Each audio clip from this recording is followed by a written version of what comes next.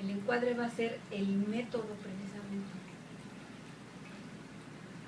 Va a ser la técnica. O sea, dentro de la técnica está el apartado del encuadre terapéutico, que va a incluir la hora, el día, si va a ser cada semana las sesiones de 1 hora de duración, sesiones de 45 minutos, sesiones de 2 horas, en ocasiones hay sesiones cada 15 días. En el encuadre se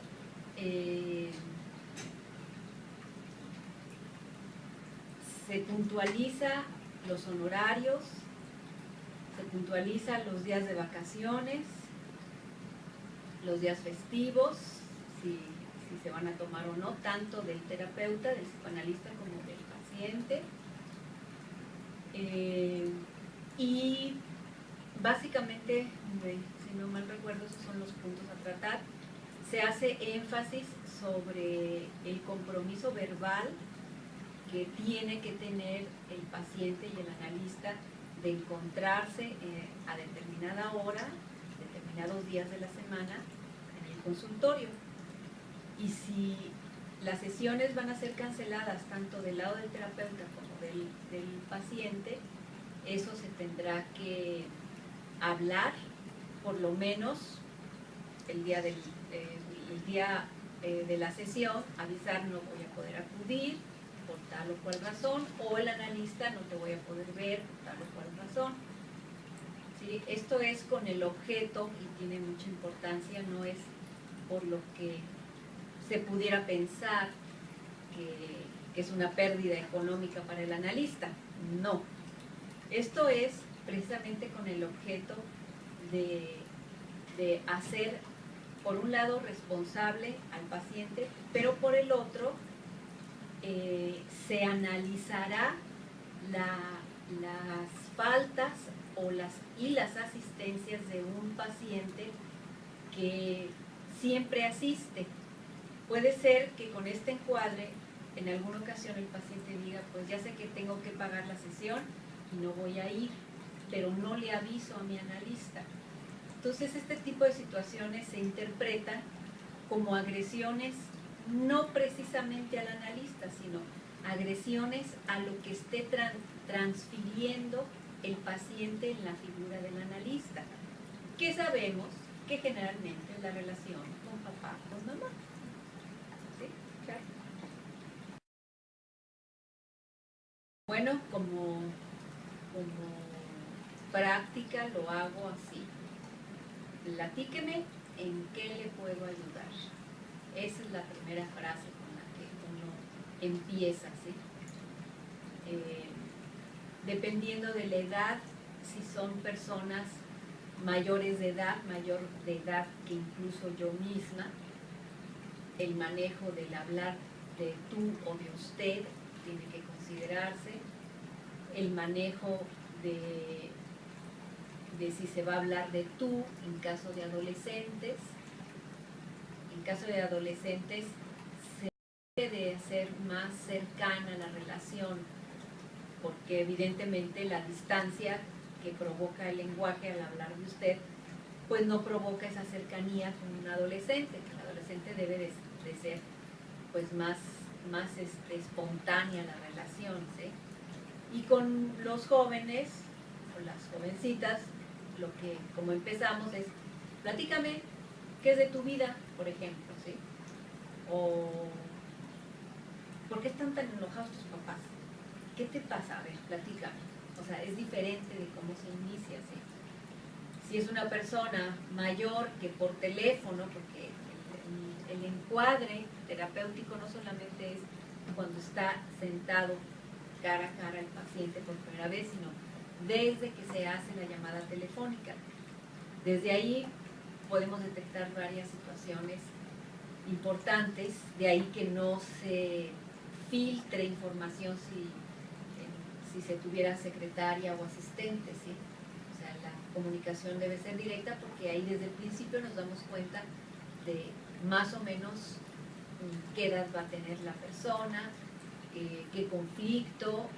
Muchas veces son demandantes y quieren en esa primera llamada por teléfono preguntan, ¿cuál es su técnica, doctora? Y como cuántas veces voy a ir. Y ahí ya estamos detectando que hay mucha demanda, ¿sí? Que es una persona muy necesitada, extremadamente necesitada, ¿sí? Manipuladora. O sea, ya varios antecedentes se toman a través del teléfono. Si oímos una voz triste, lenta, evidentemente estamos hablando de depresión, ¿sí? Alguien que está teniendo una pérdida, una melancolía, un estado de tristeza.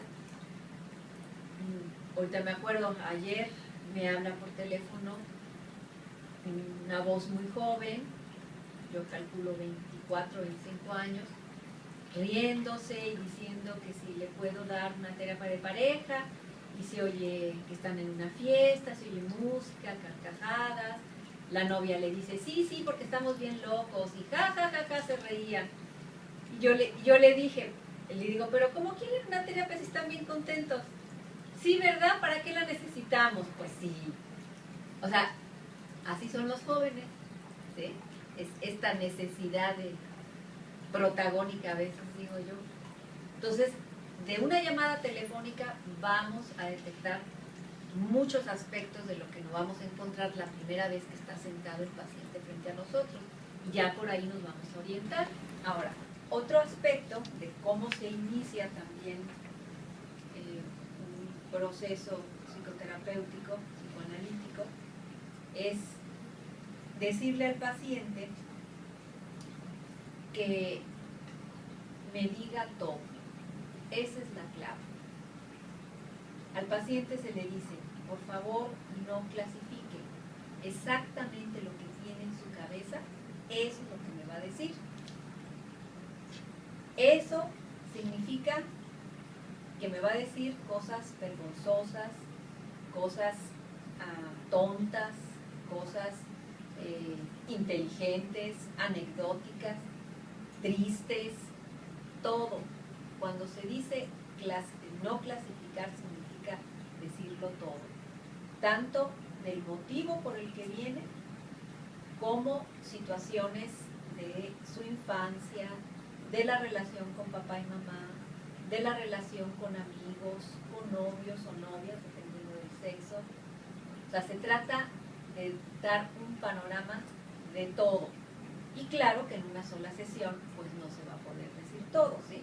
Entonces son varias las sesiones que se llevan para que la persona, porque no es fácil llevar lo que técnicamente le llamamos la asociación libre, no es fácil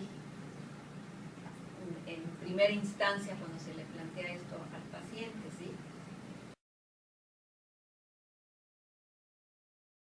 El fin último del análisis es el análisis de la transferencia. ¿Por qué? Porque la transferencia va a ser hacia el primer objeto, mamá. Entonces, las situaciones distorsionadas que vivió ese individuo en su infancia y adolescencia, generalmente más la infancia, se reestructurarán a través del arte de manejar la transferencia. Es una nueva experiencia emocional correctora. El fin último del análisis es la transferencia que provoca una nueva experiencia emocional correctora. Porque se hizo mal, en la transferencia, ¿sí?, se tendrá que reconducir, reestructurar. Ese es el gran reto de todo análisis.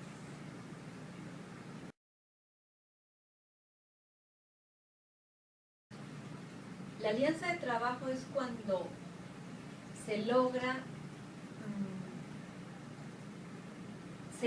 tener esa buena, digamos, hay transferencia, una transferencia positiva, una transferencia negativa, ¿sí? O sea, una transferencia positiva es aquella en donde hay una buena empatía entre paciente y analista. Una transferencia negativa, hay que cortar el análisis y derivar al paciente con otro analista, porque sería el menoscabo de la buena evolución del paciente, ¿sí? O sea, una buena alianza terapéutica implica empatía, implica una transferencia positiva, implica pues hasta cierto punto esa buena comunicación, ¿sí?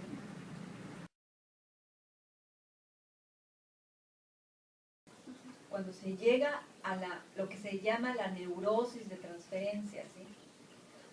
La neurosis de transferencia es cuando el paciente siente que está hablando con su mamá. Es que tú eres igualita a mi mamá, o sea, qué bárbaro, o sea, es que lo mismo que me dices, mi madre me lo decía. Ahí está, entra la neurosis. No sé si ya les hablaron de la neurosis, ¿verdad? Pero entra ahí la neurosis. Y entra la neurosis de transferencia, ¿sí? Entonces, es una muy buena pregunta porque a ustedes les piden 100 horas de terapia, que es muy conveniente porque las materias les mueven mucho su vida personal y se tiene que estar revisando esto. O sea, en ustedes sí es necesario, aunque se llegue a la neurosis de transferencia y se analice, sí es necesario continuar las 100 horas porque se vuelve a estimular con las clases. O sea, hay muchas clases que ustedes pueden ponerse el saco, se intoxican de información, y en realidad el estar aquí es contenedor, ¿sí? Aunque se haya llegado ya a la neurosis de transferencia.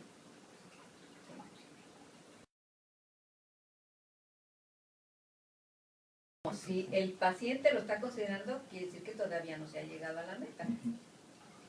O sea, quien lo decide es el paciente, no el psicoanalista.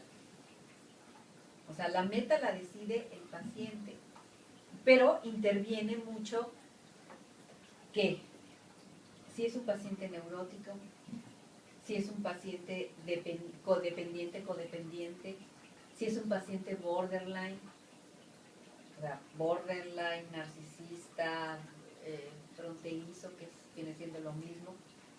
O sea, ahí lo va a determinar la personalidad, por decirlo así, del paciente, ¿sí? O sea, el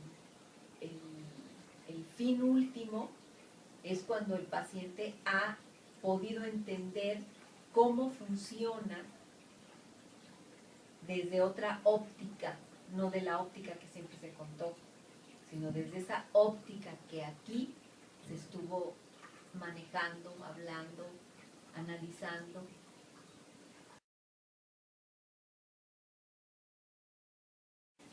Freud, su teoría la hace a partir de la histeria. Y en su época existían neuróticos, muchos neuróticos, ¿sí? Por la misma educación que se tenía en los años 30, 40, 50. El mundo actual está lleno de borderline, de narcisismo patológico, de personas fronterizas. Entonces, no es que sea lo más difícil, es que si bien Otto Kemper, que él ha seguido, es prácticamente de los pocos psicoanalistas que han desarrollado la teoría del narcisismo patológico, nos da bases de cómo manejar a este tipo de pacientes. Si no lo sabemos detectar o diagnosticar, lo tratamos como un neurótico, podríamos decir que son los casos difíciles. Pero en realidad el paciente borderline es lo mismo, es la misma nomenclatura: narcisismo, fronterizo, limítrofe, narcisismo patológico, y creo que hay otra. la misma esta nomenclatura abarca el mismo trastorno, vaya. ¿Cuál es la técnica para estos personajes? Obvio que no es la interpretación de los mismos mecanismos de defensa, ¿sí? No se interpretan los mecanismos de defensa, porque el narcisismo va a representar en su vida cotidiana heraldos primitivos de su propio narcisismo primario. Entonces, las estructuras consolidaron de esa manera que en la vida presente adulta existe mucha incongruencia con lo que siente, con lo que dice, con lo que siente, con lo que hace, que es la formación reactiva. Este tipo de pacientes, su mundo está lleno de formaciones reactivas, que se confunde el paciente, por eso acuden, y confunde a su entorno, a su familia, a su esposo, esposa, novio, novia. Entonces, ¿qué es lo que nos recomienda Otto Kemper? Otto Kemper nos dice que la técnica con estos personajes, con estas personas, es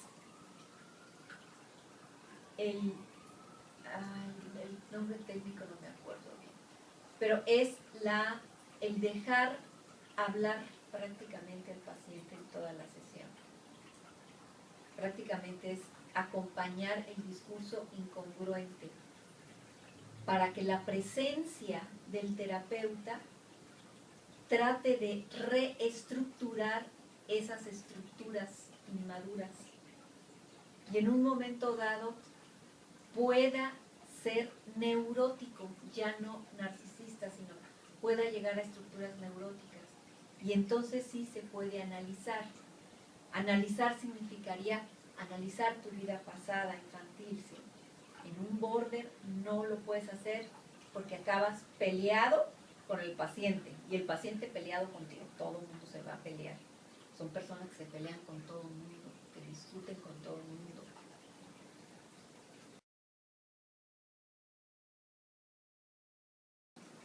En términos generales,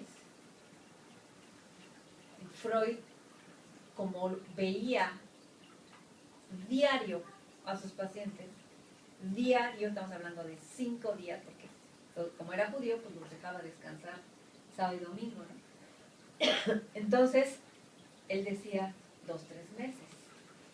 O sea, 2, 3 meses estamos hablando de 30, 60, 90 sesiones, ¿sí? 90, 120 sesiones, ¿sí? O sea, es por sesión, o sea, ¿cuántas sesiones serían? 90, 120 sesiones. Y es mucho más rápido el análisis diario porque se provoca lo que es la transferencia. O sea, si se pudiera, digo, hay que ser conscientes, la cuestión económica influye muchísimo, que pueda ser diario, los análisis serían muy rápidos, ¿sí?